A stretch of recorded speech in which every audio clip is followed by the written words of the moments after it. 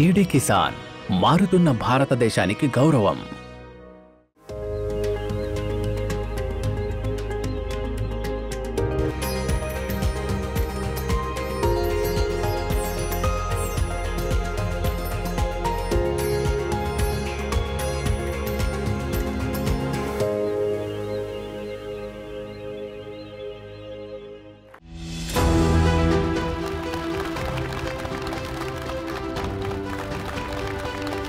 నమస్కారం, స్వాగతం మీకు కృషి చౌపాల్లో. నేను అంజు సింగ్. కృషి చౌపాల్ ఎలాంటి కార్యక్రమం అంటే కేవలం వ్యవసాయం గురించి చాలా చక్కగా చర్చ జరుగుతుంది. అయితే ఈ రోజు ఈ కృషి చౌపాల్ అనేది చాలా ప్రత్యేకంగా ఉండబోతుంది. ఎందుకంటే ఇది తెలుసుకోవడానికి మిమ్మల్ందరినీ ఒక యాత్రకు తీసుకొని వెళ్తాను. మనం ఎలాంటి భూమిపై ఉన్నామంటే హారతితో చాలా చక్కగా జరుగుతుంది. అంటే ఉదయం రోజు హారతితో ప్రారంభమవుతుంది. గంగ యొక్క చక్కటి నీటి ప్రవాహాలు ఇక్కడ చరిత్ర తెలియజేస్తుంది. ఇక్కడ రాయి రాయి మధ్య చాలా శక్తులుంటాయి.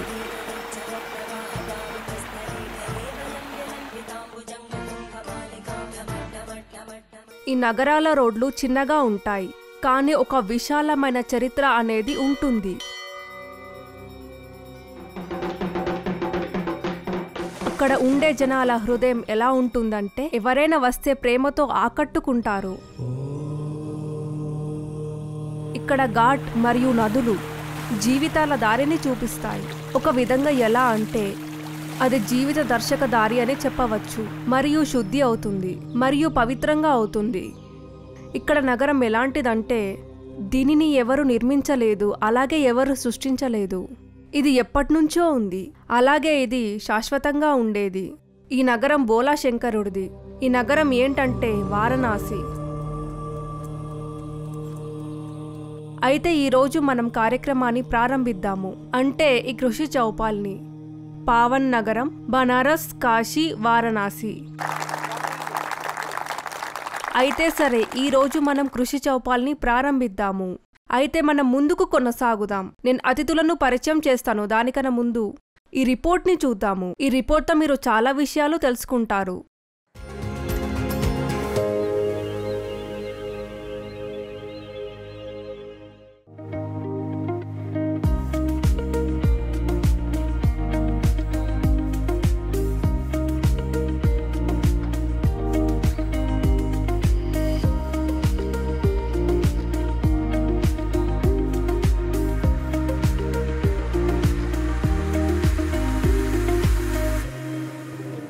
పంట ఉత్పత్తి చర్చ ఎప్పుడు జరుగుతుందంటే ముందు విత్తనాలు మరియు నాటడం గురించి చర్చ జరుగుతుంది. విత్తనాలు మరియు మొక్కలు వాటి సౌకర్యాలను బట్టే పంట అనేది అవుతూ ఉంటుంది. మన వైజ్ఞానికులు అధిక ఉత్పత్తిని కలిగించే రోబ్ మరియు కీటరోగి రకాలను సిద్ధం చేయడం ప్రారంభించింది. ఇది ఇప్పుడే కొనసాగుతూ ఉంది. అయితే వాతావరణ మార్పుతో పెద్ద ప్రమాదాన్ని చూడడం అనేది జరుగుతూ ఉంది. అయితే వైజ్ఞానికులు ఈ విషయంలో దృష్టి పెట్టారు. తోట పనులు అలాగే కూరగాయల జాతులు ఈ ప్రమాదం నుంచి బయటపడాలని. విత్తనాల చికిత్స మరియు నేల చికిత్స పంట సురక్ష కోసం చాలా ముఖ్యమైనవి. విత్తన పుట్టుక మరియు మట్టి పుట్టుక నుంచి పంటలో ఆధారపడి ఉంటుంది. అయినా కూడా కీటకాలు వ్యాధులు సంభవిస్తే గనుక ఏకీకృత నాశజీవ ప్రబంధన్ మంచి ఉపయోగము. అదే విధంగా మృదా పరీక్ష అందాదున్ ఎరువుల నుంచి కాపాడుతుంది. తోట పని మరియు కూరగాయల ఉత్పత్తి పంట యొక్క శ్రద్ధతో జోక్యం చేసుకొని ఉంటుంది. వీటిపై వాతావరణ మార్పు అనేది బాగా ఉంటుంది. తోటల పంట వ్యవసాయ సంరక్షణ వాతావరణం నుంచి చాలా జాగ్రత్తగా కాపాడడానికే ఉంటుంది. కొన్ని స్థలాల్లో అయితే అధిక ఉత్పత్తి కోసం హైడ్రోపోనిక్ మరియు వర్టికల్ ఫార్మింగ్ గొప్ప పద్ధతులున్నాయి. అలాగే మచాన్ పద్ధతి కూడా అధిక ఉత్పత్తి మరియు మెరుగైన నాణ్యత టెక్నిక్ ఉంటుంది. వీటిలో బేలోలను వ్యాప్తి చేయడానికి నేల నుంచి పైకి పరంజా తయారు చేయడం జరుగుతుంది. దానివల్ల కూరగాయలు మట్టి దగ్గరికి వచ్చి చెడిపోకుండా ఉంటాయి. దీనివల్ల నాణ్యత మరియు పెరుగుదల రెండు పెరుగుతాయి. సూక్ష్మ సిచాయి మరియు మల్చింగ్ కూడా తోటపని ఉత్పత్తి యొక్క ఉన్నత పద్ధతులను లెక్కించడం జరుగుతుంది. నీళ్లు, ఎరువులు సమయాన్ని పొదుపు చేయడం జరుగుతుంది. కలుపు మొక్కల నియంత్రణ కూడా చేస్తుంది.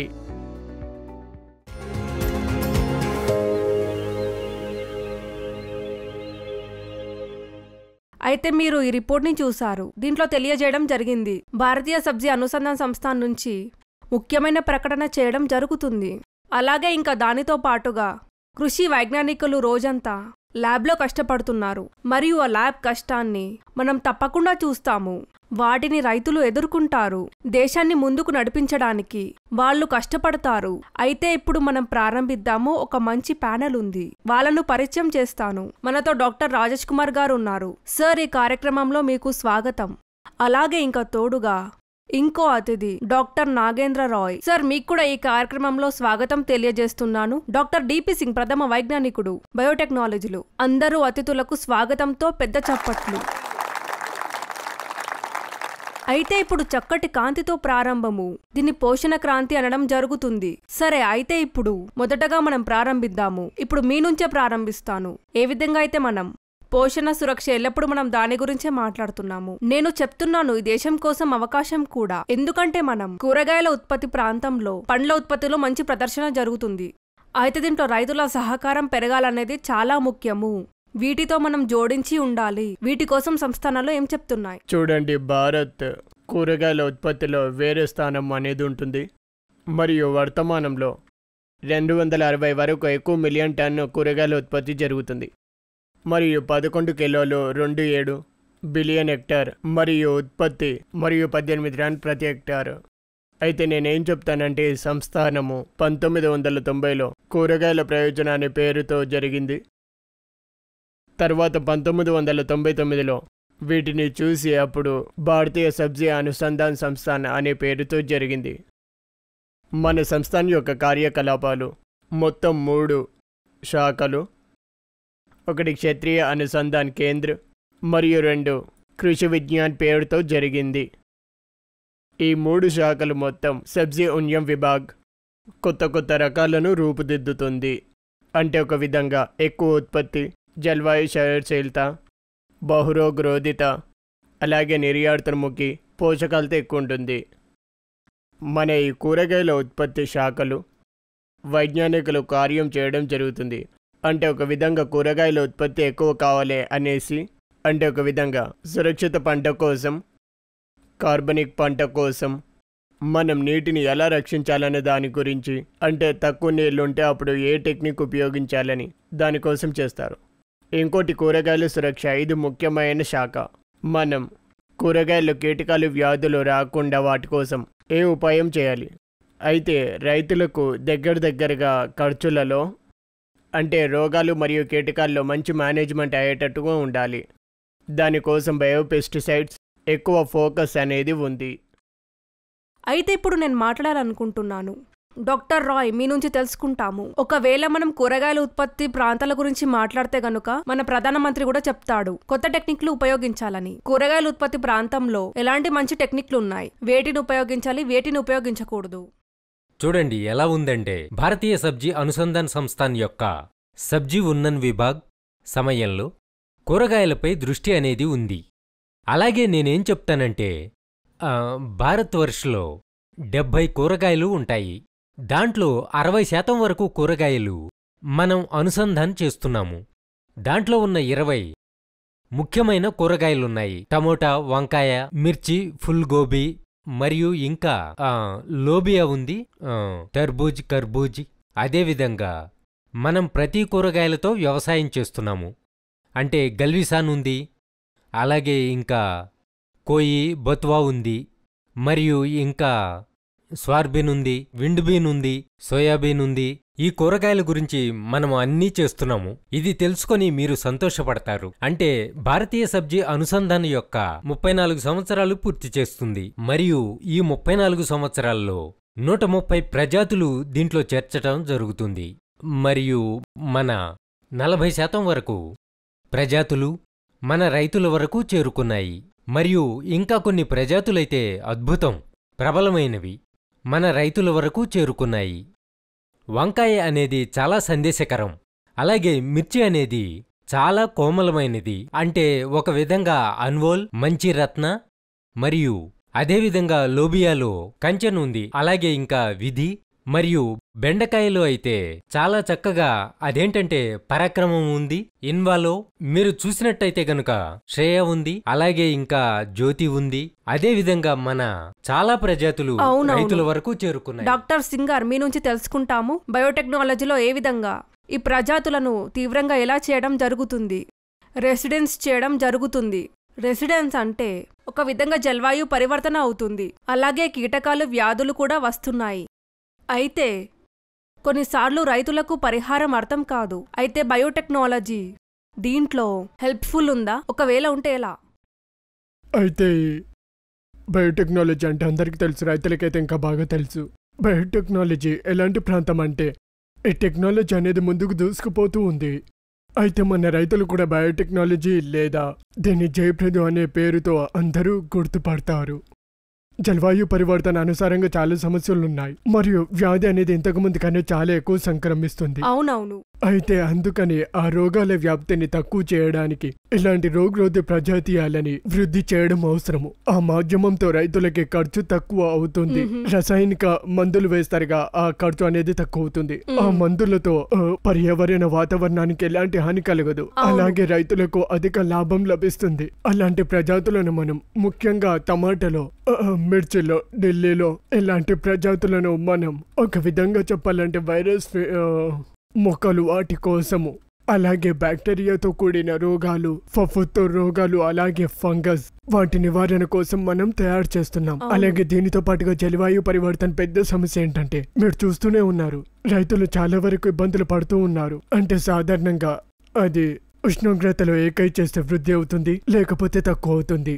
వాటి నుంచి బయటపడడానికి తాప్రోతి పంటలు ఏవైతున్నాయో, అంటే ఒక విధంగా చెప్పాలంటే టమాటా, కాచి తపస్వి ఒక వెరైటీ, ఇలాంటి వెరైటీ పంటలను మనం వృద్ధి చేస్తున్నాము. అలాగే దానితో పాటుగా పోషణ సురక్షణ గురించి చెప్పాలంటే పోషణ సురక్షలో పెద్ద విషయం ఉంటుంది. అది ఏంటంటే అంటే బయోఫోర్టిఫైడ్ అంటే జైఫోర్టిఫైడ్ పద్ధతితో ఏవైతే మినరల్స్ అనేవి ఉన్నాయో వాటితో మానవ శరీరంలో రోగ నిరోధక శక్తి పెరుగుతుందో అదే విధంగా పంటల్లో కూడా ఉంటుంది. అంటే క్యారెట్లో బీటా కెరోటిన్ ఉంది, అది యాంటీ ఆక్సిడెంట్ గా పనిచేస్తుంది. ఇలాంటి జాతులను వృద్ధి చేయడం జరుగుతుంది. అలాగే ఇంకోటి ఏంటంటే లైకోపీనట్ యాంటీ ఆక్సిడెంట్ గా పనిచేస్తుంది. అలాగే టమాటాలో అధిక పరిమాణంలో ఉంటుంది. అయితే లైకోపిల్ రీచ్ ఏదైతే ఉందో ఆ జాతులను వృద్ధి చేయడానికి ప్రయత్నం అనేది జరుగుతుంది, ఇంకా జరుగుతూనే ఉంది. కొంతమంది రైతుల ప్రశ్నలున్నాయి, అవి తెలుసుకుందాం. ఎవరు అడుగుదాం అనుకుంటున్నారు? నా ప్రశ్న అనేది ఏంటంటే నాణ్యమైన విత్తనాలు ఎలా లభిస్తాయి, మరియు ప్రతి ఊరికి మీ సంస్థానం ద్వారా ఎలాంటి కార్యక్రమాలనేవి జరగబోతున్నాయి, దానివల్ల సరైన సమయంలో మాకు విత్తనాలు అందుబాటులో ఎలా రావాలి? చూడండి, నేను ఒక విధంగా చెప్పాలంటే మన సంస్థానం యొక్క రకాలైన అలాగే టెక్నిక్లైన అవి బ్రాండుతో నడవడం జరుగుతుంది. ఎందుకంటే బనారస్లో ఉంది, కాశీ కూడా అంటారు. అయితే ఎన్నైతే రకాలు అలాగే ఎన్నైతే టెక్నిక్లు ఉన్నాయో అవి కాశీవి అంటాము. అయితే మా యొక్క ఏవైతే అందుబాటులో ఉన్నాయో అవి రైతులకు చేరేట్టుగా 4 ఫ్లాగ్షిప్ ప్రాజెక్ట్స్ ఉన్నాయి. ఒకటి ఫార్మర్ ఫస్ట్, అనుసూచిత్ జనజాతి ఉపయోజన, అనుసూచిత జాతి ఉపయోజన మరియు ఉత్తర పూర్వ రాజ్యం కోసం ఉపయోజన. వీటి కోసం మేము విత్తనాలు ఇస్తాము. అవి నాణ్యతతో కూడినవి. వాళ్ళ పంటలో ఫీల్డ్ డెమాన్స్ట్రేషన్ పెడతాము, ఆన్ ఫామ్ ట్రయల్ చేస్తాము మరియు టెక్నిక్ల శిక్షణ కూడా ఇస్తాము. ఎలా పెట్టాలి, ఎప్పుడు పెట్టాలని, ఎలాంటి విధులు వాటిలో ఉపయోగించాలని, దానివల్ల మీ మొక్కలు ఆరోగ్యంగా ఉండేట్టుగా, రోగాల బారిన పడకుండా ఉత్పత్తి అయ్యేట్టుగా ఉండడానికి.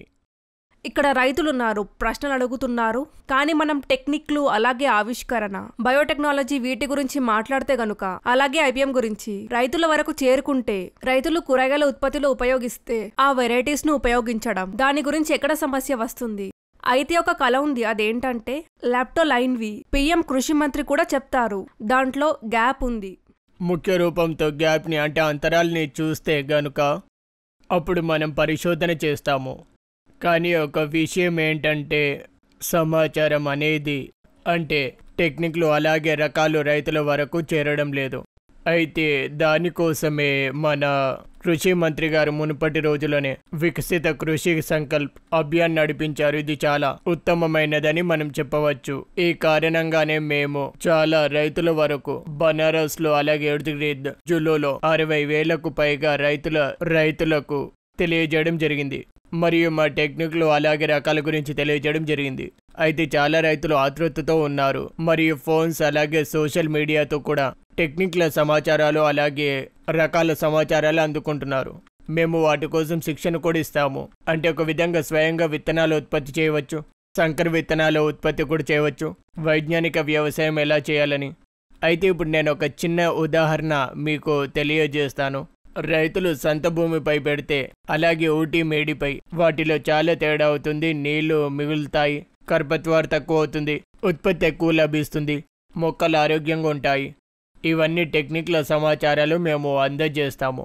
అలాగే నాణ్యతతో విత్తనాలు, నాణ్యతతో ఖాద్య రసాయన్ ఇవన్నీ లభించడానికి మన కృషి మంత్రి గారు చెప్పడం జరిగింది. త్వరగా దీంట్లో మంచి చట్టం తెద్దామనేసి బజార్లో అందుబాటులో ఉండేట్టుగా, అంటే సీడ్స్ అలాగే ఇంకా రసాయన్ ఖాద్య వీటిలో ఆపడానికి. అయితే మనం ఇంకోటి చూస్తున్నాము, అదే జల్వాయు పరివర్తన్. అయితే దీంట్లో కూరగాయల వ్యవసాయం మన రైతుల కోసం చాలా లాభదాయకం. జల్వాయు పరివర్తన ఆధారంగా వచ్చే 15 సంవత్సరాల గురించి మాట్లాడితే గనుక పోషణ పెరుగుతుంది. దాంట్లో ప్రజాతులపై ఎలా పనిచేస్తుంది?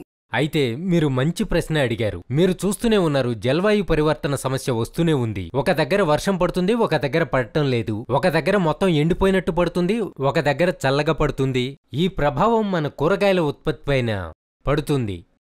ఈ ప్రభావం ఏదైతే ఉందో పెద్ద రైతులు ఎవరైతే ఉన్నారో వాళ్లపై ఎక్కువ ప్రభావం పట్టం లేదు. ఒక విధంగా చెప్పాలంటే వాళ్ళ ఆధునిక కూరగాయల ఉత్పత్తి టెక్నిక్లు ఉపయోగిస్తారు. ఈ విధంగా చేయడం అనేది జరుగుతుంది. దీంట్లో కూరగాయలు ఉత్పత్తి చేసి పనిచేస్తారు.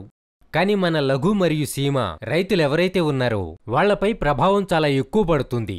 ఎందుకంటే ఇది ఏదైతే ఉందో ఓపెన్ ఫీల్డ్లోనే వాళ్ళు వ్యవసాయం చేస్తున్నారు. కానీ ఈ దిశలో మన యొక్క కూరగాయల అనుసంధాన్ యొక్క కూరగాయల యూనియన్ విభాగ్ ఏదైతే ఉందో అది మంచి ప్రయత్నం చేసింది. మరియు మన విభాగ్ ఏదైతే ఉందో ఎలాంటి జాతులను వృద్ధి చేస్తారంటే, అంటే అధిక తాపంపై చేయొచ్చు, తక్కువ నీళ్లలో కూడా వ్యవసాయం చేయొచ్చు. ఉదాహరణగా చెప్పాలంటే టమోటా గురించి చెప్పాలంటే గనుక డాక్టర్ గారు చెప్పినట్టుగా అది చాలా అద్భుతమైనదని దీన్ని పర్వరీ ఆధారంగా చేయడం జరుగుతుంది. అప్పుడు ఎర్రగా పండేది చాలా చక్కగా పండడం అనేది జరుగుతూ ఉంటుంది. అదేవిధంగా మన ఇంకోటి వచ్చేసి పాలకూర ఏదైతే ఉందో అది వారణాసి జాతి అని చెప్పవచ్చు.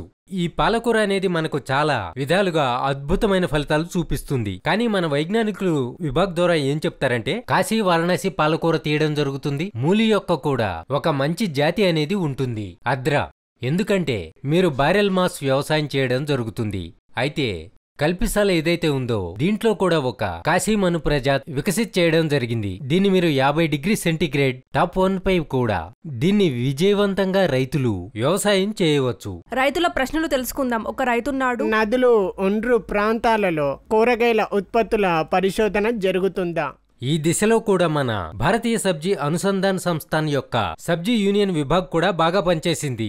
మరియు మన ఉత్తరప్రదేశ్ కౌన్సిల్ నుంచి ప్రయోజనం జరిగింది. ఎందుకంటే 4 నుంచి 5 సంవత్సరాలు సంస్థానం జరిగింది మరియు మంచి ఫలితాలు వచ్చాయి. మరియు ఆ ఫలితంలో ఏం తెలిసిందంటే మా సంస్థానం యొక్క వికసిత్ ప్రజాతిలో నక్కచేరి అదేంటంటే కాశీ అరీద్ ఉంది, లౌకిక కాశీ గంగా ఉంది, కరేలా యొక్క కాశీ ప్రతిష్ట, 20 యొక్క కాశీ జ్యోతి, కాశీ స్ప్రేయ, అలాగే కర్బూజ్ యొక్క కాశీమధు. ఇవన్నీ ప్రజాతులు మీ యొక్క కచారీ ఏరియాలో ఏదైతే ల్యాండ్ ఉందో అన్ని ప్రాంతాల్లో మంచి ఉత్పత్తులు ఇవ్వడం జరుగుతుంది. మరియు ఉత్పత్తుల తోడుగా ఈ ప్రజాతులలో ముఖ్యమైనవి అవి ఏంటంటే రోగాలు వ్యాధులను అరికట్టడానికి ఆస్కారం ఉంటుంది. అందుకే చాలా వరకు విజయంతో మన రైతు సోదరులు అక్కడ చాలా మంచి వ్యవసాయం అనేది చేస్తున్నారు. ఇప్పుడు డాక్టర్ సింగార్ని అడిగి మనం తెలుసుకుందాం. మనం ఇది కూడా చూసాం, కొత్త వెరైటీస్ను మనం డెవలప్ చేస్తున్నాము. దానితో పాటు జినిన్ కూడా రోల్ అనేది చాలా ముఖ్యమైనది. ఇది రైతులకు కూడా తెలియజేయండి, ఎందుకంటే వీటి గురించి భ్రాంతులనేవి వాళ్ళకి తొలగిపోయేట్టుగా. అయితే ఇది ఎలా, ఏంటిది, కూరగాయలో ఎలా పని చేస్తుంది మరియు ఏ కూరగాయలో ఎక్కువ సక్సెస్ఫుల్? మంచి ప్రయోజనం అనేది ఉంది. ఒక విధంగా చెప్పాలంటే కూరగాయలు బాగా ఉంది మరియు దాంట్లో మనం ప్రత్యేకంగా ఏదైతే కార్యక్రమం నడుపుతున్నామో కొన్ని కూరగాయలు ఎలా ఉన్నాయంటే వాటిపైన ఇప్పటి వరకు పరిశోధన అనేది కాలేదు. హోల్ జెనోమ్ సీక్వెన్స్ అంటే అది వాటి యొక్క క్రమం ఏదైతే ఉందో వాటిని డీకోడ్ అనేది చేస్తాము. మరియు ఎలాంటి కూరగాయలు ఉన్నాయంటే ఒక విధంగా చెప్పాలంటే దాని యొక్క సేమ్ అది ఇండియన్ బీన్ ఏదైతే ఉందో మొదటిగా అది చేసాము మరియు దాని తర్వాత 2 పంటలున్నాయి, వాటి మీద పనిచేస్తున్నాము. వాటి అనుసారంగా ఏమవుతాయంటే ఆ కూరగాయలలో ఏవైతే వెరైటీస్ ఉన్నాయో ఏ విధమైన అవి జీను అనుప్రమ ఉన్నాయో ఎలాంటి జిన్నున్నాయో వాటిని పరిశోధన చేసి వాటిని ఇంకా మేము వాటిని ఎక్స్ప్రెషన్ పెంచి మేము వాటిని రోగరోధి లేకపోతే తాప్రోధి పర్యావరణంపై యుద్ధం చేసే కెపాసిటీ పెంచుతాము. అయితే జీన్ ఎడిటింగ్ సవాల్ ఈ టెక్నాలజీ ఎలాంటిదంటే చాలా సురక్షితమైనది. దీంట్లో మేము మొక్కల బయట నుంచి ఏమి చెయ్యము. దీంట్లో మేము అది ఏదైతే షిఫ్ట్ చేయాలని ఉంటుందో మొక్కల్లో ఏదైతే అంతర్గత రక్షణ ఉంటుందో ఆ సంరక్షణతోనే మేము షిఫ్ట్ చేస్తాము.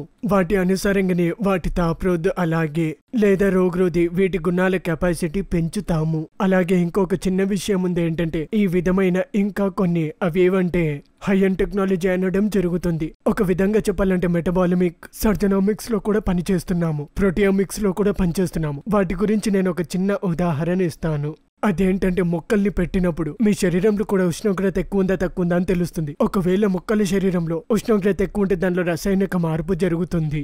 ఆ మార్పులను మ్యాప్ చేసి మరియు బయోమార్కర్స్ ఐడెంటిఫై చేస్తున్నాము. ఆ రసాయనాలతో అప్పుడు మేము ప్రోడక్ట్ అనేది డెవలప్ చేయడం జరుగుతుంది. అప్పుడు వాటిని స్ప్రే చేసి రైతులు మంచి ఫలితాలను పొందవచ్చు. అవును, అయితే ఇప్పుడు రైతులతో తెలుసుకుందాము. చాలా మంది రైతులు ఉన్నారు. ఎవరైనా ప్రశ్న అడగాలనుకుంటున్నారా? అయితే నా ప్రశ్న డిపి సార్తో కూరగాయల పంటల్లో ఎలాంటి ప్రముఖ విషయాలు ఎలా పనికొస్తాయి మరియు వాటి పని ఎలా ఉంటుంది? రైతులకి ఈ రోజుల్లో మీరు చూస్తున్నారు కూరగాయల పంటల్లో ఎక్కువ రసాయనిక ఎరువులు కూడా మరియు అలాగే పెస్టిసైడ్స్ కూడా రసాయనిక పెస్టిసైడ్స్ రైతులు ఉపయోగించడం జరుగుతుంది. అయితే ముఖ్యంగా దాంట్లో ఉండే సమస్యలు ఆరోగ్య సమస్యలు, పర్యావరణ సమస్యలు మరియు మట్టి ఏదైతే ఉంటుందో అది మరియు మొక్కలు ఆరోగ్యంగా ఉండే సమస్య కూడా. సూక్ష్మజీవుల గురించి చెప్పాలంటే గనుక సూక్ష్మజీవ వాస్తవంలో ఈ సమయంలో ఒక టెక్నాలజికల్ రూపంతో ఉంది, మైక్రోబయోటెక్నాలజీ. సూక్ష్మజీవ టెక్నాలజీ ఉంది, బయోటెక్నాలజీ. అది నిజంగా చాలా చక్కగా పనిచేస్తుంది. ఆ మాధ్యమంతో మనం చాలా వరకు బయోఫర్టిలైజర్ జైవ ఉర్వరిక చేస్తున్నాము. అది రైతుల వరకు చాలా చక్కగా చేరడం అనేది జరుగుతుంది. అయితే ఒక విధంగా చెప్పాలంటే ఈ సమయంలో మీ దగ్గర నైట్రోజన్ ఇవ్వాలనుకుంటే మీరు యూరియాని ఇస్తున్నారు, డిఐపి ఉపయోగిస్తున్నారు. అయితే వాటికి అనుగుణంగా చాలా జైవ ఉర్వరిక ఉన్నాయి, అలాగే చాలా జీవులు ఉన్నాయి. అవి మొక్కలను ఇవన్నీ అందుబాటులో చేస్తున్నాయి. ఒకవేళ రైతులు వాటిపై పని చేస్తే అప్పుడు చాలా చక్కగా రైతుల పంటల్లో ఆరోగ్యంగా పని చేస్తాయి. అవును, అయితే చూడండి ఎన్ని ప్రయత్నాలు చేయడం జరుగుతుందో. చాలా సదుపాయాలు అనేవి ఉన్నాయి మీ రైతుల దగ్గర. మరియు ఈ కృషి చౌపాల్ యొక్క ఉద్దేశం కూడా అదే, మీ వరకు చేరుకోవాలనేసి. అయితే ఇప్పుడు ఈ కృషి చౌపాల్లో ఒక చిన్న బ్రేక్ తీసుకుందాం. బ్రేక్ తర్వాత మనం తిరిగి వచ్చాక జైవిక్ ప్రయత్నాలు వాటి గురించి మాట్లాడదాం. జైవిక్ని ఎలా ఉపయోగించాలనేసి, అలాగే ఉత్పత్తి ఎలా అనేసి. అలాగే కొంతమంది అతిథులుంటారు. ఎక్కడికి వెళ్ళకండి, చూస్తూనే ఉండండి కృషి చౌపాల్.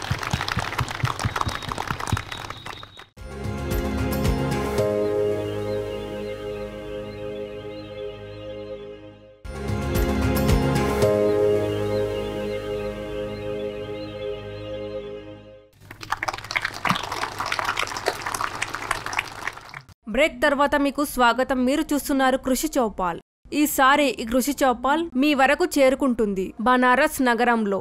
ఇక్కడ కృషి ప్రాంతంలో కూరగాయల ఉత్పత్తి నుంచి చాలా కొత్తవి ఉన్నాయి. వాటి గురించి చర్చ కృషి చౌపాల్లో చేద్దాం. మనతో అతిథుల ప్యానెల్ ఉంది. అయితే మీకు పరిచయం చేస్తాను. డాక్టర్ అనంత్ బహదూర్ గారున్నారు, విభాగ దీక్ష్ కూరగాయల ఉత్పత్తి. ఇంకొకరు డాక్టర్ ఎస్పీసీ ప్రథమ వైజ్ఞానికుడు. సార్ మీకు స్వాగతం. డాక్టర్ కేకే పాండే ప్రథమ వైజ్ఞానికుడు కూరగాయల సురక్ష నుంచి. సార్ మీకు స్వాగతం. సార్ మొదటగా మీ నుంచి ప్రారంభిస్తాను. జలవాయు పరివర్తన గురించి మాట్లాడుతున్నాము. దాంట్లో ఉత్పత్తి టెక్నిక్, మార్చుకునే టెక్నిక్ ఉంటుందా? అలాగే ఆ ఉత్పత్తి టెక్నిక్లు ఏంటి? అయితే జలవాయు పరివర్తన అవుతుంది, తాపమానం పెరుగుతుంది, ఇంకా వేరే సమస్యలు వస్తున్నాయి. అయితే ముందుగా మీరు గమనించి మంచి రకాలను ఎంచుకోవడం అనేది చాలా ముఖ్యము. అయితే కొన్ని రకాలు ఎలా వచ్చాయంటే ఇంతకుముందు డాక్టర్ గారు చెప్పినట్టుగా ఒక విధంగా చెప్పాలంటే మార్పుల అనుసారంగా ఎంచుకోవాలి. వేడిలో కూడా టమాటా ఎంచుకోవచ్చు. ఈ విధంగా మీరు చేయవచ్చు. ఇంకో టెక్నిక్ మేము కనుగొనడం జరిగింది. దాన్ని ఫరోర్గేట్ అని అంటారు. దాంట్లో కూరగాయలు చౌడే బెడ్ పైన పెట్టాలి మరియు బెడ్కి 2 వైపుల కూరగాయలు పెట్టి మరియు నీళ్లు కేవలం కోన్లు ఇవ్వాలి. ఈ విధంగా చూస్తే కనుక నీళ్ళ తక్కువ సమస్య అనేది ఎక్కువ వస్తుంది. సిచాయి కోసం నీళ్లు తక్కువ లభిస్తాయి. అయితే మీరు చౌడి అంటే బెడ్ ఏదైతే ఉందో కూరగాయలు పెంచి నీళ్లు కోన్లు ఇవ్వాలి. ఈ విధంగా చూస్తే కనుక 36% నీళ్లు మిగులుతాయి. దానికి తోడుగా మీరు మల్చ్ ప్రయోగిస్తే ఇంకా ఎక్కువ మీకు ఉత్పత్తిలో అనుకూలత లభిస్తుంది మరియు ఇంచుమించుగా 50% వరకు నీళ్లు మిగులుతాయి. మూడవది ఏంటంటే గ్రాఫ్టింగ్ టెక్నిక్తో సమస్యల ఉపశమనం పొందడానికి ప్రయత్నించాము. మొదటి ప్రయత్నం ఎప్పుడు చేశామంటే టమాటాలు అంటే 24% వరకు కూడా నీళ్లు ఉండవు. అప్పుడు మేమేం చేసామంటే వంకాయ జడుపై టమాటా పెట్టాము. అయితే 4 రోజుల వరకు నీళ్లు పెడితే కూడా వాటిపై ఎలాంటి ప్రభావము పడదు. అదేవిధంగా వంకాయ జడుపై టమాటా పెడితే 50 రోజుల వరకు కూడా సిచాయి చేయకపోతే అప్పుడు కూడా ఉత్పత్తిపై ప్రభావం పడదు. అదేవిధంగా మూల్ బ్రింత్ కింద ఆ విధంగా పెట్టినప్పుడైతే అంటే చారీ మట్టి, అలోని మట్టి ఎండిపోవడం లేకపోతే నీళ్లు నిండడం ఆ విధమైన మూల్ బ్రింత్ కనుగొంటున్నాము. అయితే రీసెంట్గా మేము పొమాటో మరియు బ్రిమాటో టెక్నిక్ ఉంది. ఇది కూడా జలవాయు పరివర్తన కోసం చాలా మంచిది. ఎందుకంటే పొమాటో చేసినప్పుడు ఆలు కింద అలాగే టమాటా పైన ఉంటుంది. ఆలుని చూస్తే గనుక జనవరిలో జుల్సా రోగం వచ్చి చాలా దెబ్బతింటుంది. కానీ ఆలు పైన టమాటా తీసుకుంటే గనుక అప్పుడు దాని ప్రభావం చాలా తక్కువ పడుతుంది. అలాగే బ్రిమాటో తీసుకుంటే గనుక దాంట్లో వంకాయ టమాటా ఒకటే మొక్కపై మరియు దానికోసం వంకాయ యొక్క అర్ధజంగల్ ప్రజాతిని తీసుకున్నాము. ఈ మూల్ బ్రింత్ ఏదైతే తీసుకున్నామో ఇది పొడిగా కూడా అవుతుంది, జలంతో కూడా అవ్వడం జరుగుతుంది. నేల పచ్చిగా ఉంటే అది కూడా చేయవచ్చు. ఈ విధంగా మీరు చేసి మీ యొక్క ప్రొటెక్టివ్ కల్టివేషన్ ఈ సమయం ఉష్ణోగ్రత, ఆర్ద్రత మరియు లైట్ కంట్రోల్ చేసి మీరు కొద్ది సమయం అక్కడ ఇక్కడ చేయవచ్చు. మనం జైవిక్ పద్ధతుల గురించి మాట్లాడుతున్నాం. రైతులకు ఎంతవరకు లాభదాయకం మరియు 3, 4, 5 వంతుల అధిక ఉత్పత్తి గురించి మాట్లాడితే గనుక జైవిక్ పద్ధతుల్లో కూడా అంతే సాధ్యమయ్యే దిశ అనేది ఉంటుందా? జైవిక్ పంటలు ఎప్పుడైతే మనం చేస్తామో మొదటి సిద్ధాంతం ఏంటంటే మనం ఎలాంటి ప్రజాతులను ఎలాంటి పంటలను ఎంచుకోవాలంటే మీ యొక్క జల్వాయు మీ వాతావరణానికి అనుకూలంగా ఉండేట్టుగా అయితే దాంట్లో రోగాలు మరియు వ్యాధుల ప్రభావం తక్కువ పడుతుంది. అంతేకాదు ఎలాంటి కూరగాయలు ప్రజాతులను ఎంపిక చేసుకోవాలంటే అది రోగాలు మరియు కీటకాలు తక్కువ ఉండేట్టుగా. అలాగే మీరు వ్యవసాయం చేసినప్పుడు అప్పుడు కూరగాయల ఆప్టిమమ్ టైం అని అంటారు. అనుకూల సమయంలో వ్యవసాయం చేయాలి. ఈ చేత లేదా అగేతి పంట చేయడం వల్ల కూరగాయల మార్పులు ప్రభావితమవుతాయి. అలాగే తోడుగా దాంట్లో కీటకాలు వ్యాధులు కూడా ప్రకోపితమవుతాయి. అయితే ఒక విషయం ఏంటంటే మనం మంచి ఫసల్ చెక్కు చేసినప్పుడు అప్పుడు మంచి నాణ్యత అలాగే రోగ వ్యాధి కూడా ప్రకోపితం చేయవచ్చు. అన్ని కూరగాయలు అన్ని కండిషన్స్లో ఆర్గానిక్ ఫామ్ యొక్క జైవిక్ పంటను చేయలేరు. రీసెర్చ్లో ఇలా తెలిసింది.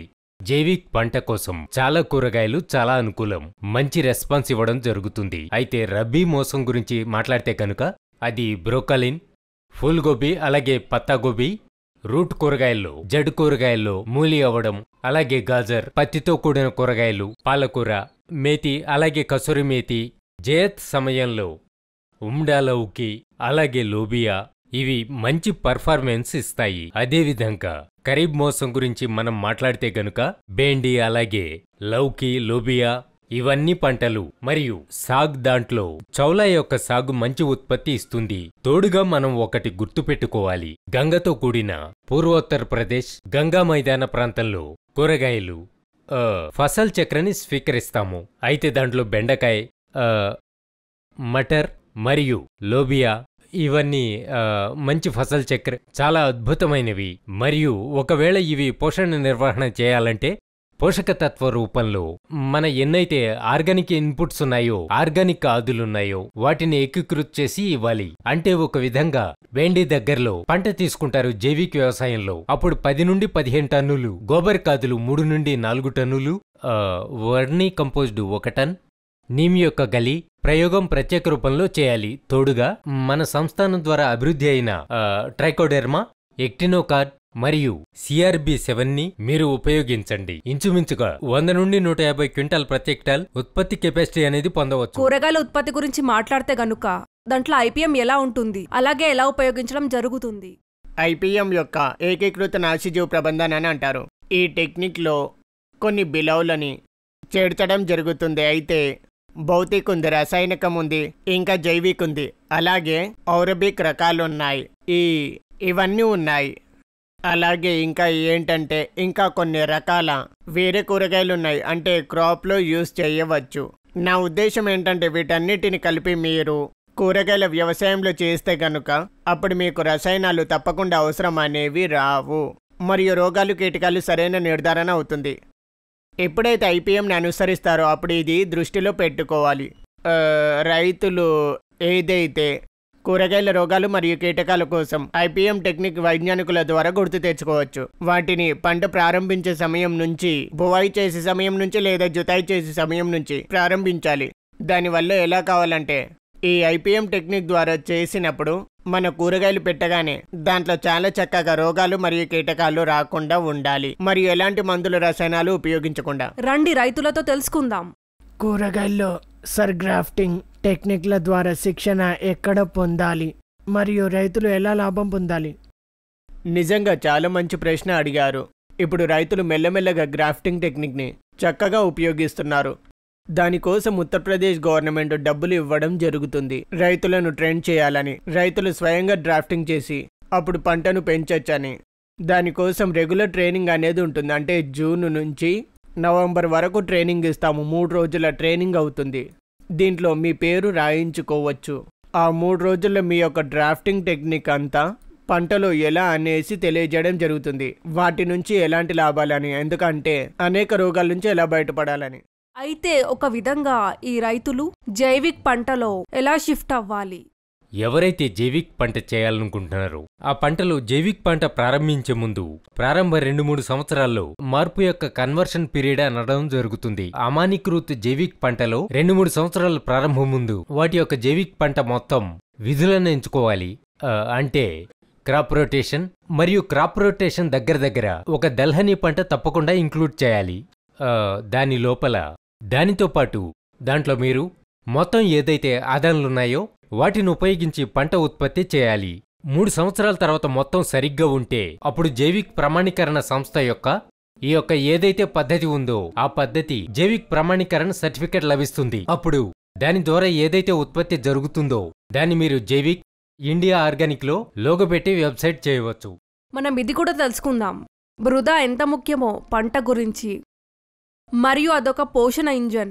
పంటలు పండిస్తాం ఒకదాని కోసం, కానీ తోడుగా పోషకాలతో పాటు కొన్ని రకాల వ్యాధులు కూడా ట్రాన్స్ఫర్ అవుతూ ఉంటాయి.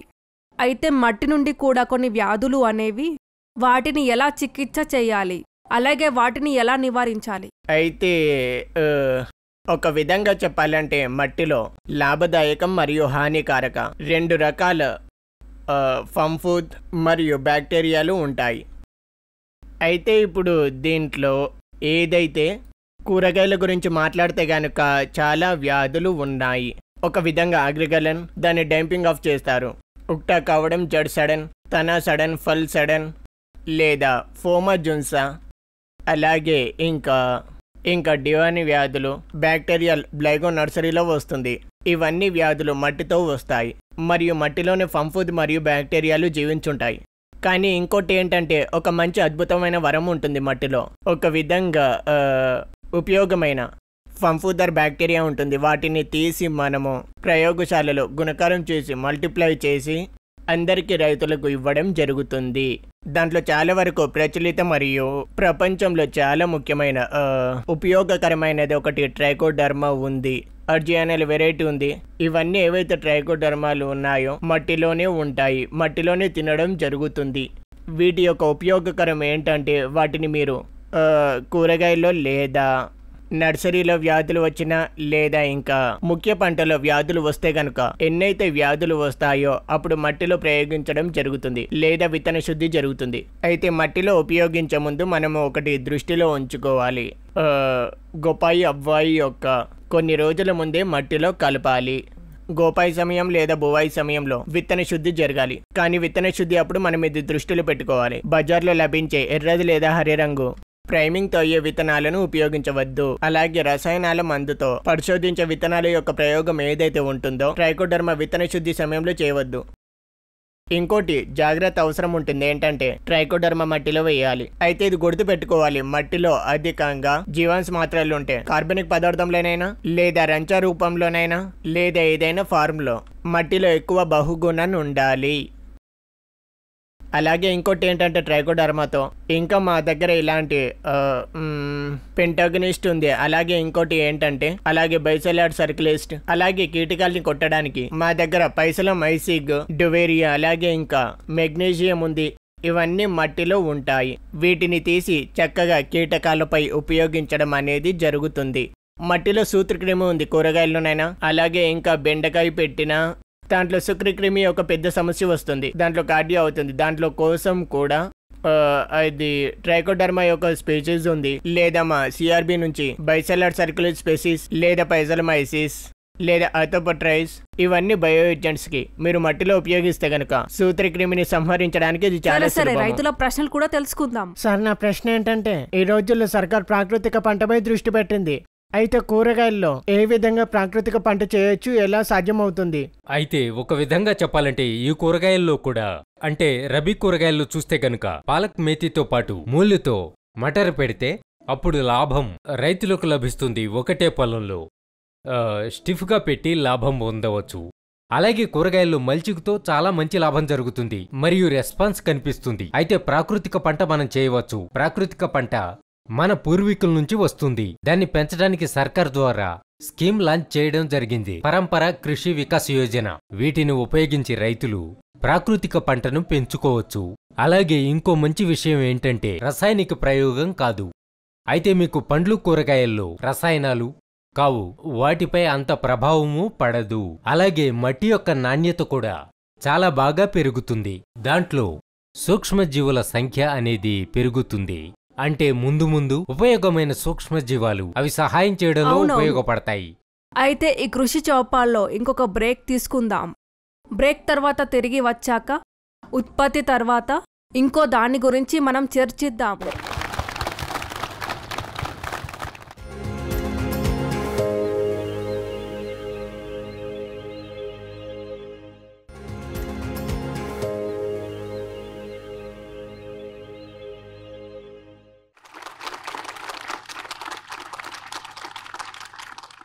ఇప్పుడు మనతో ఒక మంచి అతిథుల ప్యానెల్ ఉంది. మనకి తెలియజేస్తారు విపురన్ ప్రాంతంలో ఎలాంటి ప్రణాళికలు ఉన్నాయి, రైతుల కోసం చక్కగా ఉపయోగపడేట్టుగా అవి ఎంత ముఖ్యమైనవి, అలాగే ఎలా ఉపయోగిస్తారనే దాని గురించి. ఇప్పుడు మనం దాని గురించి చాలా చక్కగా చర్చిద్దాం. ఇప్పుడు నేను మీకు పరిచయం చేస్తాను. డాక్టర్ నీరజ్ సింగ్ మనతో పాటు ఉన్నారు, ప్రథమ వైజ్ఞానికుడు. సార్, మీకు స్వాగతం. డాక్టర్ రాకేష్ కుమార్, ప్రథమ వైజ్ఞానికుడు. సార్, మీకు కూడా చాలా చాలా స్వాగతం. అలాగే డాక్టర్ స్వాతి శర్మ, గరిష్ట వైజ్ఞానిక్, పోస్ట్ హార్వెస్ట్ మేనేజ్మెంట్. అందరూ అతిథులకి స్వాగతం ఈ చక్కటి కార్యక్రమంలో. సార్, మొదటగా మనం ఇక్కడ నుంచి ప్రారంభిద్దాం. డాక్టర్ సింగ్, మీ నుంచి ప్రారంభిస్తాను. ఎలాంటి ప్రాజెక్టులు అనేవి ప్రారంభమవుతున్నాయి? సర్కార్ ద్వారా ప్రయత్నం జరుగుతుంది. మన రైతులు చాలా వరకు కూరగాయల యొక్క పంటలు పండించాలని, అలాగే మనము ఆవిష్కరణ గురించి, అలాగే ఐపీఎం జైవిక్ పంట, ఇవన్నీ చర్చలో మనం చేశాము. వాటిని స్వీకరించడానికి ఏ పద్ధతులు ఉన్నాయి? ప్రముఖ ప్రయోజనాలు ఏవైతే ఉన్నాయో అవి సమయంలో ఈ సంస్థానం ద్వారా నడుస్తున్నాయి. దాంట్లో మొదటిది ఫార్మర్ ఫస్ట్. ఈ ప్రయోజన చాలా కాలంగా ఉంది. ఇది బనారస్ అలాగే మిర్జాపూర్ ప్రాంతాల్లో ఈ ప్రయోజనం నడుస్తుంది. మరియు అలాగే ఈ ప్రయోజనం యొక్క ఉద్దేశం ఏంటంటే రైతుల కోసం అనేది చాలా ముఖ్యం. అలాగే ఫార్మర్స్ ఇన్నోవేషన్ గురించి మాట్లాడతారు కనుక అది కూడా దృష్టిలో ఉంటుంది. మరియు వాటి అవైలబుల్ రిసోర్స్ ఏవైతే ఉంటుందో, వనరులు వాళ్ళ దగ్గర ఏవైతే అందుబాటులో ఉంటాయో అవి దృష్టిలో పెట్టుకొని, అలాగే మా యొక్క సంస్థానంతో ఎన్నైతే అవి టెక్నిక్లు ఉన్నాయో వాళ్ళ వరకు చేరుస్తాము. మరియు అలాగే ముఖ్యంగా దీంట్లో దాదాపుగా 15 నుండి 30% వరకు వేరు వేరు వృద్ధులు పంటల్లో ఉన్నాయి. అయితే తోడుగా కొన్ని వర్గీకృత ఆ ప్రయోజనాలు కూడా ఉన్నాయి. ఫ్లాక్సిక్ ప్రోగ్రాం నడుస్తుంది, అంటే అనుసూచిత జాతి కోసం మరియు అనుసూచిత జనజాతి కోసం. అనుసూచిత జాతి కోసం సర్కారు మొత్తము దేశవ్యాప్తంగా కార్యక్రమం నడుపుతున్నాడు. అయితే సంస్థానం 3 రాజ్యాల్లో ఉత్తరప్రదేశ్, బీహార్ మరియు పశ్చిమ బెంగాల్లో ఈ కార్యక్రమం నడిపిస్తున్నారు. మరియు ఫ్లాగ్షిప్ ప్రోగ్రాంలో అనుసూచిత జాతి కోసం రైతులు ఉన్నారు. వాళ్ళకి కొత్త టెక్నిక్లు తెలియజేయడం జరుగుతుంది. వాళ్ళకి శిక్షణ ఇస్తాము, స్కిల్ డెవలప్ చేస్తాము. వాళ్ళు బాగా అడాప్ట్ చేసుకుంటారు. మరియు తక్కువ ఖర్చుతో పంట గురించి మాట్లాడతా కనుక తక్కువ ఖర్చు అనేది ముఖ్యము. అంటే లాభము చాలా ఎక్కువ ఉండాలనేసి తక్కువ ఖర్చుతో ఎలా చేయాలనేసి ఈ టెక్నిక్లు తెలియజేస్తాము. తోడుగా అనుసూచిత జనజాతి కోసం ట్రైబల్స్ మాకు తోడుగుంటారు. దానికోసం ఉత్తరప్రదేశ్ మరియు జార్ఖండ్ ఆ 2 రాజ్యాల్లో మా ఫ్లాగ్షిప్ ప్రోగ్రాం జరుగుతుంది. మరియు దాదాపుగా 40 గ్రామాల్లో వేరే ప్రాంతాల్లో మేము ఈ కార్యక్రమాలను మేము జరుపుతున్నాము. శిక్షణ మరియు స్కిల్ డెవలప్మెంట్ చేస్తున్నాము. అలాగే ప్రదర్శన చేస్తున్నాము, డెమాన్స్ట్రేషన్, వేరు టెక్నాలజీలు ఇస్తున్నాము. వీటి వల్ల రైతులకు లాభం కలిగింది. ఇంకో కార్యక్రమం నడుస్తుంది, అది NH రీజన్ అనేది, నార్త్ ఈస్టర్న్ ఎల్యూజన్. అక్కడ అసాధ్యం అనేవి చాలా చక్కగా పంట అనేవి జరుగుతాయి. వాతావరణం కూడా లభిస్తుంది. అక్కడ ప్రొడక్టివిటీ అంటే ఉత్పత్తి చాలా బాగా నడుస్తుంది. దీనితో జోడించి ఉండే ప్రశ్న నేను మీతో ప్రారంభిస్తాను. ఒరువర్తర్ రాజ్యము బ్లెస్డ్ అంటే అక్కడ బై డిఫాల్ట్ ప్రాకృతిక పంటనే ఉంటుంది. జైవిక్ పంట కూడా ఉంది అక్కడ. మరియు ఇంకోటేంటంటే అక్కడ కూరగాయల ఉత్పత్తి చాలా ఎక్కువగా ఉంది మరియు ఇప్పటి వరకు ఎక్స్ప్లోర్ చేయబడలేదు. అయితే దీన్ని ఏ కోణంలో చూడడం జరుగుతుంది? మన సంస్థాన్ ఈ దిశలో కార్యం చేయవచ్చా మరియు ఎంత సాధ్యమవుతుంది? ధన్యవాదాలు, మంచి ప్రశ్న అడిగారు.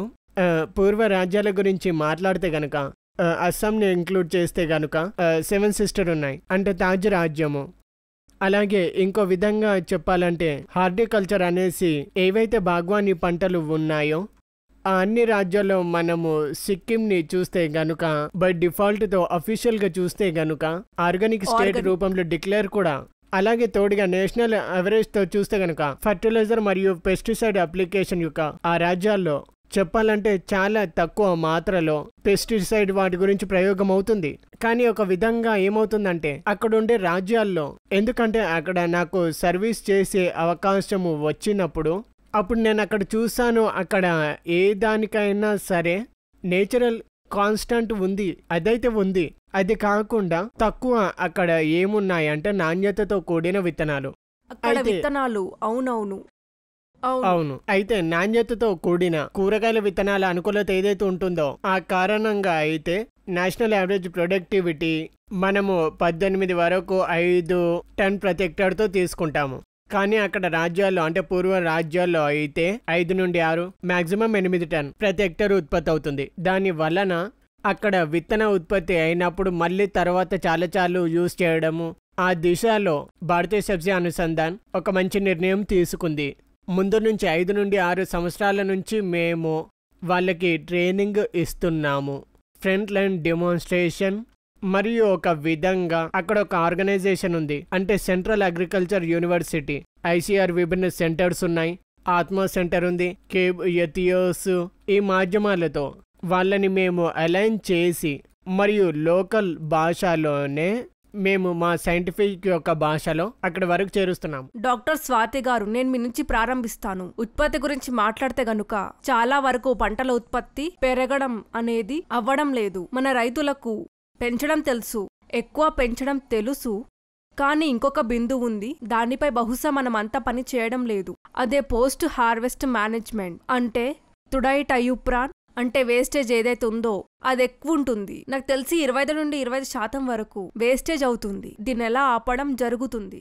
కొన్ని దేశాలలోనే కాదు, మొత్తం విదేశాలలో తుడాయ్ ఉప్రాంచతి ఏదైతే ఉందో అంటే కూరగాయల పంటల్లో ఒక ముఖ్యమైన విషయం అనేది ఉపయోగించడం జరిగింది. United nations sustainable developmental goal కూడా ఉంది. 2030 వరకు తుడాయ్ ఉప్రాంచతి ఏదైతే ఉందో దగ్గర తక్కువ చేయడం జరుగుతుంది. 50% వరకు తక్కువ చేయడం.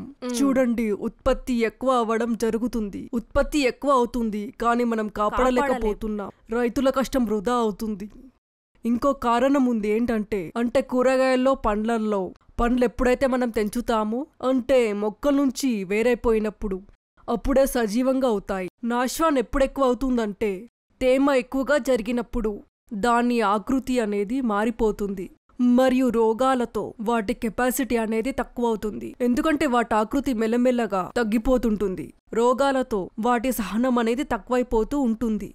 ఈ కారణంగా రోగాలు ఎక్కువ అవుతాయి. తోడుగా ట్రాన్స్పోర్టేషన్ సమయంలో, రవాణా సమయం దాంట్లో తబావుతో ఇంజూరీ, దాని కంప్రెషన్ ఇంజురీ అంటారు, ఇంపాక్ట్ ఇంజురీ అది కూడా పెరుగుతుంది. అయితే ఈ కారణంతో దేశవ్యాప్తంగా చాలా ప్రదేశాలలో అయితే 5 నుండి 25-30% వరకు కూడా అనేక రకాల పండ్లలో కూరగాయల నష్టాలు అవుతాయి. అవును. ఇప్పుడు రైతులతో మనం తెలుసుకుందాము. రైతుల నుంచి తెలుసుకుందాము. ఏ ప్రశ్న అడగాలనుకుంటున్నారు? కూరగాయల ప్రాంతంలో ఎలాంటి అవకాశాలు ఉన్నాయి? అయితే ఈ సంస్థానంలో ప్రవేశం ద్వారం దగ్గర మా యొక్క కేంద్రం ఉంది. అది అగ్రికల్చర్ టెక్నాలజీ ఇన్ఫర్మేషన్ సెంటర్, అంటే కృషి సూచన కేంద్రం. ఇక్కడ చాలా చక్కగా అన్ని వివరాలు ఇవ్వడం జరుగుతుంది రైతులకి. అలాగే తోడుగా ఒకటి AVI agriculture business incubation unit, agri business incubation unit AVI పేరుతో. దాంట్లో మీరు నమోదు చేసుకోవాలి, ఇది తప్పనిసరి.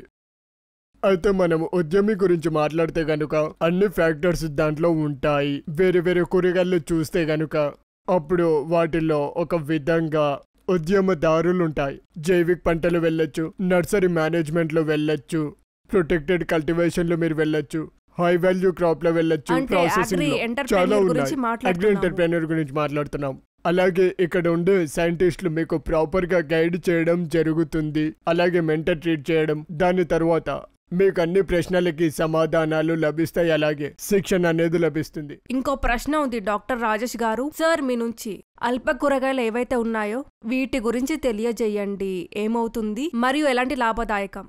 అయితే అల్ప కూరగాయల్లో బేసికల్గా మనం అర్థం చేసుకోవాలంటే కనుక కొన్ని కూరగాయలు ఉన్నాయి. వాటిల్లో అయితే పోషక తత్వాలు ఉన్నాయి మరియు క్లైమేట్ రెసిలియన్స్ అన్నీ ఉన్నాయి. కానీ వాళ్ళకి వ్యవసాయ ఎస్తర్ లభించలేదు, అంటే కమర్షియల్ ప్లాట్ఫామ్ పై చేరలేకపోవడం.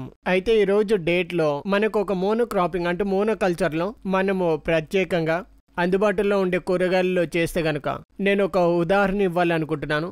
అంటే మేఘాలయ రాజ్యము, అక్కడ ఎల్లప్పుడూ రైస్. అయితే అక్కడ ఏకీకృత వ్యవసాయము నడుస్తూ ఉంటుంది. అయితే ఒక ప్రమాదకరమైన విషయం ఉంటుంది.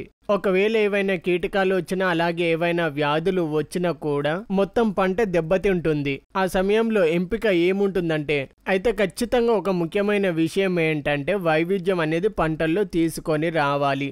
ముఖ్యమైన పంటల్ని జోడిస్తే గనుక, అలాగే ఇంకా అల్ప కూరగాయలు వీటికి అంత లేకపోతే తప్పకుండా రైతులు వాళ్ళు ముఖ్యమైన పంటల్లో ఈ పంటల్ని కూడా వ్యవసాయం చేయవచ్చు. అలాగే ఇంకో మంచి విషయం ఏంటంటే ఈ పంటల్లో జలవాయు అనుకూలత చాలా అధికంగా ఉంటుంది. ఆ రైతు చాలా చిన్న రైతు, వాళ్ళ దగ్గర పూజీ లేదు, ప్లాన్ పెట్టలేరు, మషిన్ పెట్టడానికి అంత సామర్థ్యం లేదు. వాళ్ళ కోసం ఎలాంటి ఉపాయం ఉంటుంది? అలాగే పండ్లలో కూరగాయలలో ఎలా ప్రాసెసింగ్ చేయాలి? ప్రాసెసింగ్ కోసం ఖచ్చితంగా చాలా వరకు ఇన్స్ట్రుమెంట్స్ అవసరం ఉంటాయి. ఒకవేళ టర్నోవర్ ఎక్కువంటే గనక, అంటే రోజు ప్రాసెసింగ్ ఎక్కువ చేయాలనుకుంటే అప్పుడు అవసరం ఉంటుంది. అయితే తక్కువలో మనం చేస్తే గనుక కొన్ని రకాల ప్రాసెసింగ్ ఉత్పత్తులు ఉన్నాయి, మీరింట్లో చేసుకోవచ్చు. FPO మాధ్యమంతో అందరూ రైతులు కలిసి బ్రాండింగ్ అనేది చెయ్యవచ్చు. ఉదాహరణకి తీసుకుంటే గనుక నిర్జలీకృత్ కూరగాయలు ఇంతకుముందు కూడా ఇళ్లల్లో పచ్చి కూరగాయలతో చేసేవారు. ఇది కొత్తదేం కాదు. నిర్జలీకృత్ ప్రాసెసింగ్ దృష్టితో చాలా ముఖ్యమైన డ్రైవ్ గురించి అవును, డ్రై ప్రొడక్ట్స్ ఏవైతే ఉంటాయో ఇవి చాలా చిన్నవి. మీరు చాలా విశ్రాంతిగా ఇంట్లో సులభంగా చేసుకోవడం అనేది చెయ్యవచ్చు. అయితే సౌర్ ఊర్జాతం మనం ఎప్పుడైతే చేస్తామో అది నిశ్చిత సమయంలోనే ఉంటుంది. ఒకవేళ మనం చిన్న ఉపకరణ్ క్యాబినెట్ డ్రయర్, అప్పుడు చాలా సులభంగా నడపడం అనేది సులభమైనది మరియు లో కాస్ట్, తక్కువ ఖర్చుతో అవుతుంది. దగ్గర 6 నెలల వరకు సులభంగా నిల్వ జరుగుతుంది. నిర్జలీకృత్ ఉత్పత్తి అవుతుంది. అలాగే తోడుగా సర్కార్ ద్వారా మంచి యోజన కూడా ఉంది, ప్రధానమంత్రి సూక్ష్మ ఖాద్య ప్రశంస్కరణ యోజన. ఈ యోజన ఆధారంగా ఎంతమంది అయితే రైతులున్నారో చిన్నగా వాళ్ళు ప్రారంభించాలనుకున్నప్పుడు దాంట్లో 35% వరకు సబ్సిడీ మరియు ఇంకా 10 లక్షల రూపాయలు ఈ సహాయం అనేది సర్కార్ ద్వారా లభిస్తుంది. మీకు తప్పకుండా దీని నుంచి ఉపయోగం కలుగుతుంది. సరే, రైతులను అడుగుదాము. ఇంకెవరికైనా ప్రశ్న ఉందా? ఎవరికైనా రైతులకి విత్తనాలు కావాలంటే వాటిని ఇంటి నుంచే వాళ్ళు ఎలా పొందగలవచ్చు? అయితే మనందరికీ తెలుసు చాలా చక్కగా డిజిటల్ ఎరా ఉంది. డిజిటల్ ప్లాట్ఫామ్లు ఈ రోజుల్లో చాలా ఉన్నాయి. అలాగే సంస్థానం యొక్క వెబ్సైట్ ఉంది, ఫేస్బుక్ ఉంది, ఇన్స్టాగ్రామ్ ఉంది, లింక్డ్ఇన్ ఉంది మరియు ట్విట్టర్. ఇవన్నీ వీటితో పాటుగానే రైతు మా డైరెక్టర్ గారికి పేరుతో మెయిల్ చేసినప్పుడు ఆన్లైన్ డబ్బులు ట్రాన్స్ఫర్ చేసినప్పుడు విత్తనాలు డిమాండ్ చేయవచ్చు. ఈ విధంగా చక్కగా గురించి చెప్తున్నారు కదా, ఫేస్బుక్ మరియు ఇన్స్టాగ్రామ్ వీటిలో సెర్చ్ చేసి అన్ని లభిస్తాయా? అన్ని లభిస్తాయి. అలాగే తోడుగా మనీ ఆర్డర్ చేసి వాళ్ళు డబ్బు పంపిస్తే అంటే బ్యాంక్ ట్రాన్స్ఫర్ చేసి అప్పుడు చాలా చక్కగా ప్యాకింగ్ చేసి ఇంటి వరకు చేర్చడం అనేది చేస్తారు. ఇంకా ఎవరికైనా ప్రశ్నలు ఉన్నాయా అడుగుదాం అనుకుంటున్నారా? కూరగాయలున్నాయి అంటే బెండకాయ, మిరపకాయలు, అలాగే కాకరకాయ. వీటి నిల్వ అనేది తక్కువ అవుతుంది. రైతులు వీటిని చాలా ఎక్కువ దిగుబడి ఎలా చేయాలి అంటే చాలా ఎక్కువ రోజుల పాటు ఎలా ఉంచాలి. అయితే ముఖ్యంగా పంటల్లో బెండకాయ యొక్క డీహైడ్రేటెడ్ ఫామ్ వృద్ధి చేయడం జరిగింది. బెండకాయని పచ్చిగా చేసి ఎలా ఉంచాలని దాంట్లో ఏ ఆర్టిఫిషియల్ కలర్ వేయడం జరగదు, అది అలానే ఉంటుంది. మీరెప్పుడైనా వాటిని ఉపయోగించవచ్చు. దగ్గర 6 నుండి 8 నెలల వరకు చల్లని స్థలంలో ఉంచి నిల్వ చేయవచ్చు. ఇంకో పంట వచ్చేసి కాకరకాయ. ఇక్కడ కాకరకాయ చిప్స్ చేయడం జరుగుతుంది. అయితే ఆలు చిప్స్ అనేవి అందరికీ తెలుసు. అయితే కాకరకాయ చిప్స్ ఆరోగ్యం కోసం చాలా లాభదాయకం. కర్రెల చిప్స్ అనేవి ఇక్కడ చేయడం జరుగుతుంది. దాన్ని కూడా మీరు 6 నుంచి 8 నెలల వరకు నిల్వ చేయవచ్చు. ఇవి 2 నిర్జలీకరణ పద్ధతితో చేయడం జరిగింది మరియు తక్కువ ఖర్చు అవుతుంది, మరి అంత కాస్ట్లీ ఏం కాదు. ఇంకోటి వచ్చేసి మిర్చ్, అలాగే హరి మిర్చ్ కూడా చాలా తక్కువలో నిల్వ అనేది జరుగుతుంది. దాన్ని స్టోర్ చేయడం కోల్డ్ రూమ్ లో కూడా కష్టమవుతుంది, ఎందుకంటే 5 నుండి 7 డిగ్రీలు సరిపోతుంది, కానీ తక్కువైతే కష్టం. కొన్నిసార్లు 5 నుండి 7లో ఒక్కొక్కసారి రకాల్లో చిల్లిగింజరి చూడడం అనేది జరుగుతూ ఉంటుంది. అయితే హరిమిర్చి పౌడర్ కూడా భారతీయ సబ్జీ అనుసంధాన సంస్థల్లో అభివృద్ధి చేయడం జరిగింది. దాంట్లో తీకపన్ మరియు హారారం చేసి ఉంటుంది. అయితే 3 ఉపాయాలున్నాయి. మనం చాలా సులభంగా వీటిని ప్రాసెసింగ్ చేసి ఉంచవచ్చు. అవునవును, నిజమే సార్. చివరిగా మిమ్మల్ని ప్రశ్న అడుగుతాను. మనం చాలా బిందువుల గురించి మాట్లాడాము. ప్రారంభం నుంచి ఇప్పటి వరకు ఏవైతే ప్రయత్నాలు జరిగాయో మీ సంస్థానం ద్వారా అంటే అభివృద్ధి చేయడం జరుగుతుంది, వాటి యొక్క ఏ రకమైన ప్రభావం మీరు చూస్తున్నారు?